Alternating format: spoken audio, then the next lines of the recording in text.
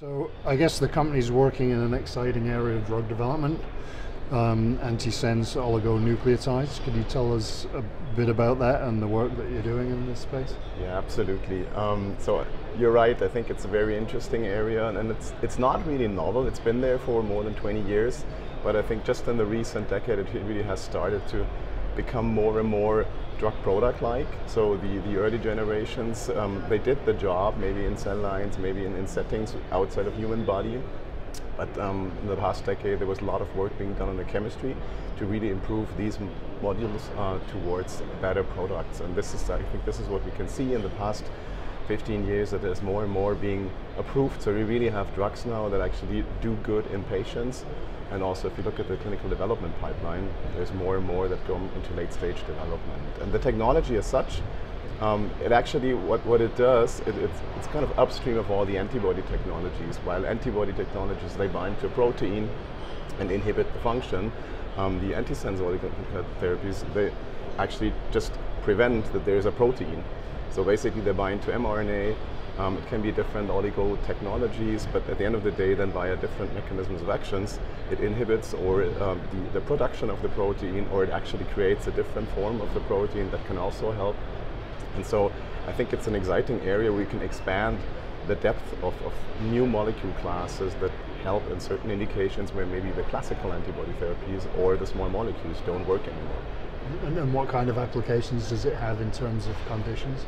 Well, the classical start really was in genetic diseases where you have maybe missense mutations or splice mutations or some other mutations in the genomic of these patients, and then with actually a knockdown of the protein or getting a different splice variant of the protein, you can regain a function, or you can actually stop the negative effects of maybe a mutated protein. So these were the initial ones, but now it's really expanding into a broader indication space that partially happens with drug delivery technologies, or, and this is the beauty of some of the ASO technologies, you can actually just give it like a naked drug and it gets into the body and it does the job.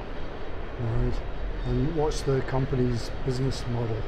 So basically we have two pillars what we work on. One is really utilizing the expertise and the know-how on the platform that we have established to collaborate with global and local pharma and biotech companies. They actually have the ideas on the target, they bring in the target idea, we discuss with them, and we identify kind of the best-in-class ASO on that specific target.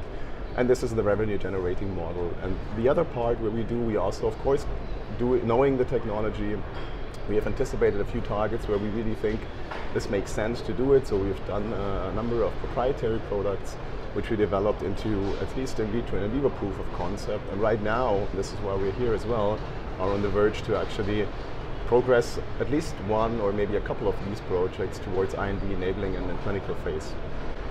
Very good. How's BioEurope? I know we're kind of only halfway through, but how is it so far? Well, I always like it because at the end of the day, I mean, I think it's always a lot of work prior to, so really organizing it. If you're not in BD, you wouldn't expect that there's so much work. You start like 6 weeks ahead of time and all the plannings.